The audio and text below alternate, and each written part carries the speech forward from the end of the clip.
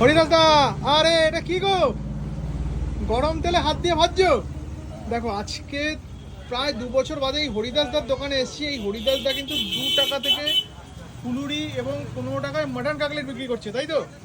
দেখো, আর এখানকার মেন আকর্ষণ হচ্ছে গরম তেল। এই যে ফুটছে টকবক করে, এখানে চপ ভাজা হচ্ছে, প্লাস গরম তেলে ইনি হাত দিয়ে দিতে পারে। এছাড়াও বিভিন্ন রকমের কিন্তু ফ্রাই আইটেম এখানে রয়েছে, মানে এখনো হয়নি, যা রয়েছে এর অর্ধেক। দেখো এখানের আকর্ষণ হচ্ছে এই হরিদাসদার এই গরম তেলে যেরকম ভাজা পুরি রেডি করছে একেবারে গরম গরম, সেরকম কিন্তু এই গরম তেলের মধ্যে হাত দিয়ে উনি সব কাজবাজ করে। ইউনিক ব্যাপার। ভাই ভাবা যায়, ভাবা যায়। ওই দাদা হাতে কিছু লাগানো নাকি, হাতে কিছু লাগিয়েছো নাকি? ওই দেখো, দেখো আরেকবার দেখাও।